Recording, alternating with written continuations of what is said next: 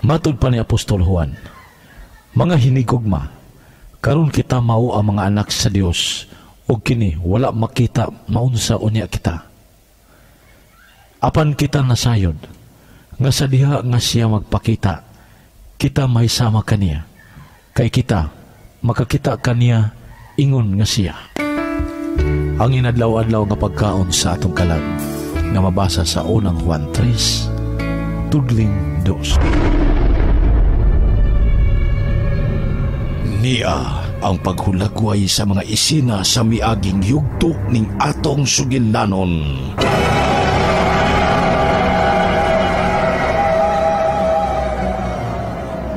Milampos bit si Amanda sa pag-ilog sa lalaki nga kimahal ko pag-ayo.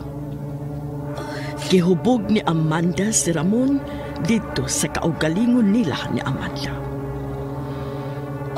Kunsabo ni Amanda ang iyang mga ginikanan. Ug milampos sila sa dautan nila gibuhat. Na-corner nila si Ramon. Ug nailog yun ni Amanda si Ramon. Sila mo'y nagkadayon. Ug ako, hangtod karon nag-antos kahapon sa kahapdos nga ilang gibuhat. Buwagi si Antonio, samtang wa pa mulampo si Antonio ug Amanda sa lain nilang maitum nga plano aron sama nako. Ikaw sablo Reka, masakitan. O sibot, magipasabot Mama Matilde. Sakiton ka lang ni Antonio. Kay maukini ang plano nila sa iyang inahan nga si Amanda. Dili! Dili!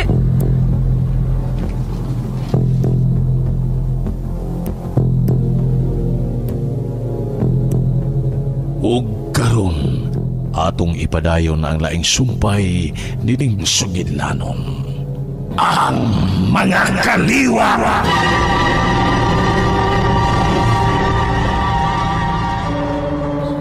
Anak ko ikaw, dili ko makatugot ng akong agian. Imo usap nga matagamtaman. Salamat sa panahon nga igo-igo na gyud niyang mihino. Aron sayran ka sa kamatuuran, luyo sa pangis ug traidor nga mga kaliwat nila ni Amanda. Dito na nako masayr isa niyang nabiktima nako sa kasalpahis si Amanda. Ang atong kaliwat ug ang kaliwat nila ni Amanda, immortal nga kaaway. Way kamatayon. Tungod kay kani ato pa sa labing unang kaliwat, hangtod na sa nagkatay-katay nga mga kaliwatan. Immortal. Kay way katapusan ug way kamatayon ang pagdinumtanay. Pagkaligut-gutay.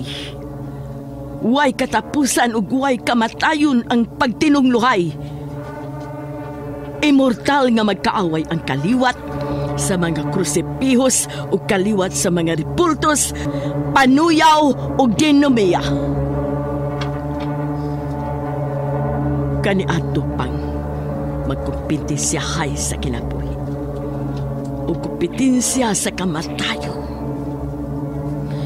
Nia ang laing tinuod sa tanang kamatuuran, Loretta. Mibiya si Ramon kang Amanda. Nagpangita si Ramon ni ining imong inahan. Apan igo lang ko niyang napalgan sa akong nahimutangan. Igo lang nagsudong o kaniyot si Ramon nga rin ka na ako. Mula kang naunta siya paduol nga rin ako. Apan kalit siyang nahagba sa kong atupangan. Kikumot ug maayo ni Ramon ang iyang buhok sa tumang kasakit. Miligid-ligid si Ramon sa akong tiilan. Mityabaw siya sa kasakit. Unya nang kawas sa iyang dungkan, nang kawas ang mga buyog o hipan, bakukang o mga dagong hulmigas sa iyang ilong o papa.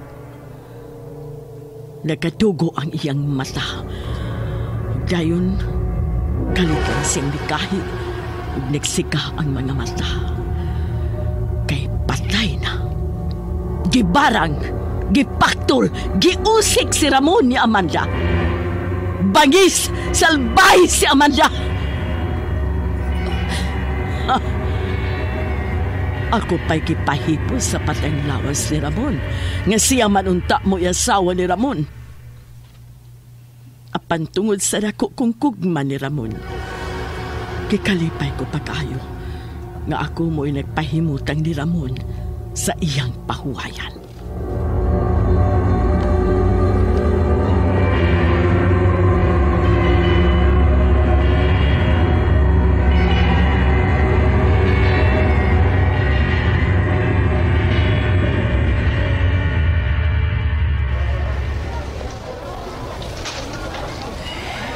Unsa man, di gyapon makontak? Unsa man? Ako nga tuon sila, Loretta. Sabot adaan, ha? Gahinit ang paraduta diha. Baitir mo ko na duta, God. Malingaw na magkuhaan duta basta. Naay 20, daw na. Daw ng duta na. Unsa man, ato na kung Loretta sila, ha? Ha, Jot? Mamuhin ang takrong taod-taod. Pero agi balita. Kunang unsa na siya. Grabe sa mabayhan na, eh. Nyot, bida sa danang kasal. Usa may sag ako nabuhat niya. Kung may 20 ka diya, may bawaan yun mo kung saan mo. Sultihan kayo ka. Hilom, Lucrecio? Utro sa ka? Oy, buhangas ka. Ilakaw, bisingkahan mahinuon ko.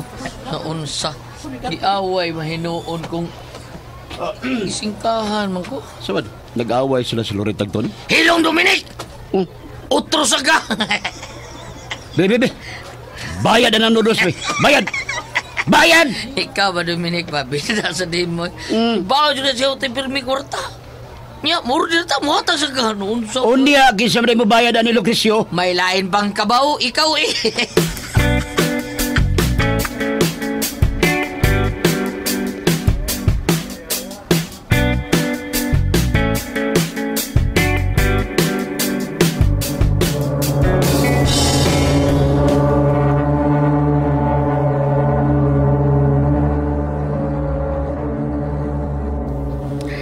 Nagdago-dago ko sa kahatlok ni Amanda.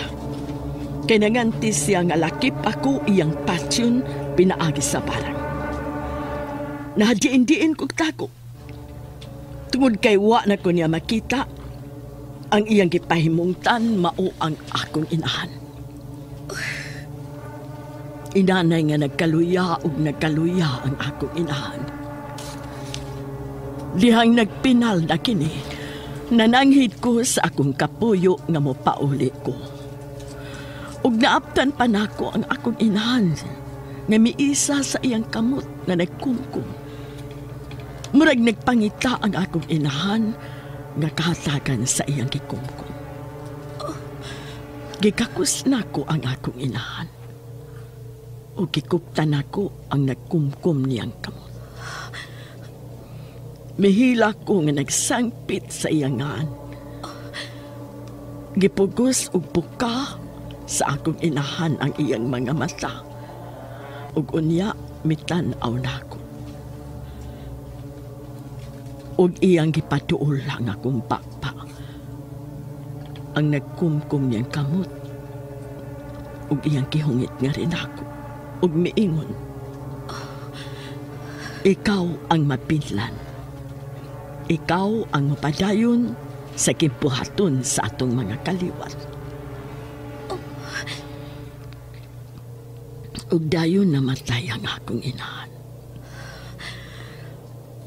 Ang maong kabilin, mauna kining akong abilidad karon. May tao. Mama Matilde. Dunay tao. Dunay kyut.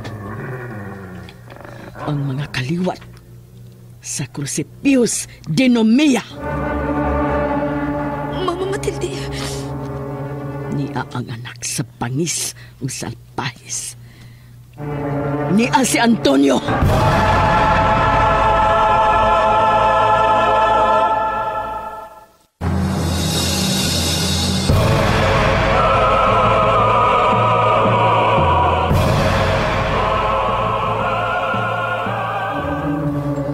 Si Antonio. Itom! Tony! Itom! Lapaa!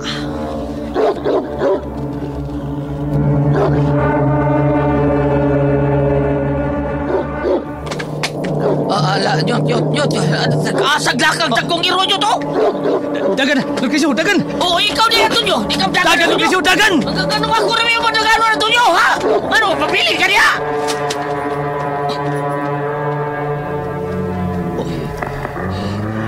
Unsa inyong gibuhat ni Lorita? Unsa inyong gibuhat ni Lorita? Oy, si dali na taon na ito nyo. Unsang mataon ko, dali na. Magbayad mo! Kung giunsa ninyo si Lorita! Oh, kanay!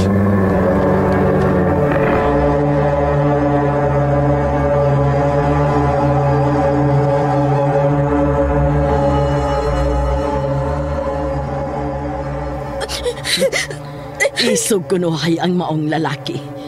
Giharong niya si Itom. Wa siya mahadlok ni Itom. Masapot kaayo nga andam siyang makigbugno ni Itom.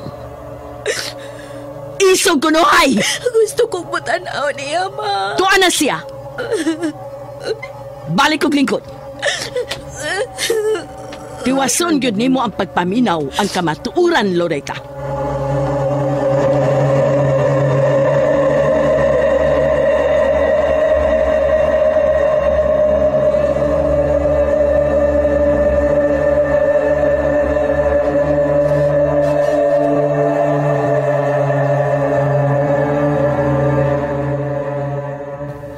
Ganiharan akong naandam ang lamisa. Nalangan ka sa imong pagpauli, Antonio. Wa ba eskwela si Lorita? Anam-anam nga mudaghan nga imong nasayran ang masayran pagyud, Antonio. Mausab si Loretta. Dili gyud kapugngan ang panahon nga mahinog aron masayran sa Loretta ang angay masayran kun unsa ang mga kaliwat natong Crucifijos Dinumia ug nilang mga kaliwat sa Ribultos Panuyaw. Dako ko og pagtuo. Magibuhat si Matilde. O si Poti may pasapot. Mama Amanda. May anam-anam nga mahitabong kausaban, Antonio. Kausaban ngadto sa matuod kung unsa ang ilang mga kaliwat ug unsa ang atong mga kaliwat. Kausaban diha nimo og labaw sa tanan ang kausaban ni Loretta.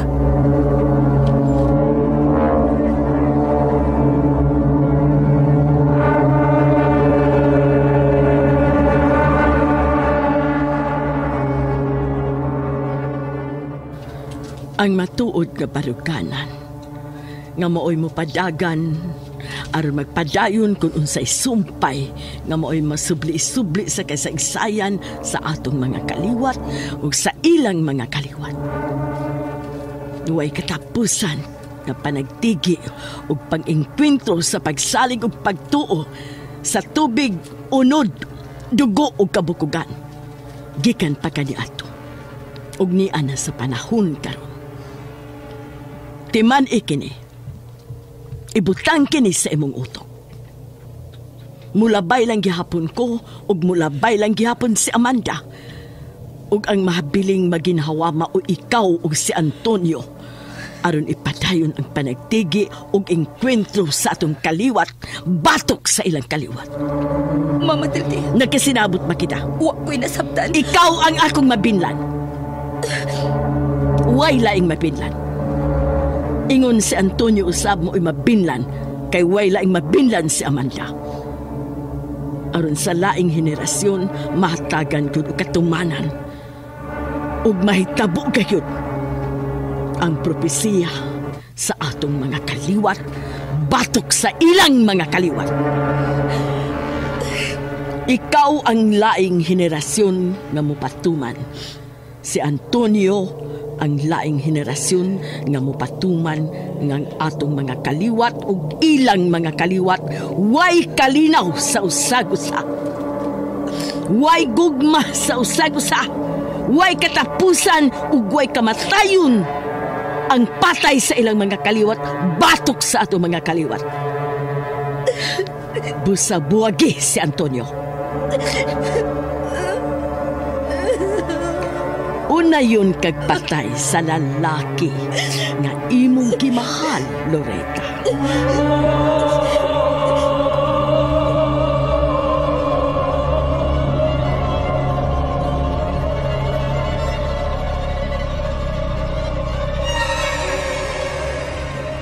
Pasakitan ka ni Loretta, Antonio. Ning higayon na, gisugdan na nila ang pagpangita og paagi kung unsaon pagwatas-watas ang imong kasing-kasing, Antonio. Mama Amanda.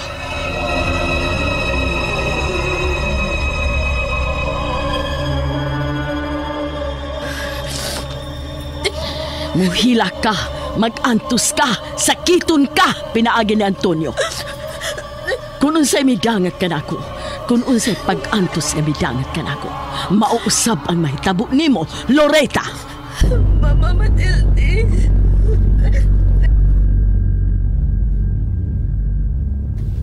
Kung giunsa ko pagsakit ni Matilde, mausab ang buhatong pagsakit ni Loretta diya nimo.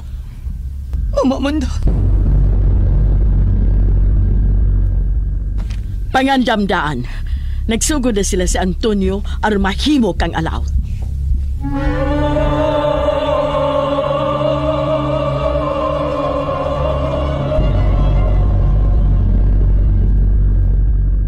Kasi lagi si Loretta. Sugdi na, Loretta, ang imong kasilag ngadto ni Antonio.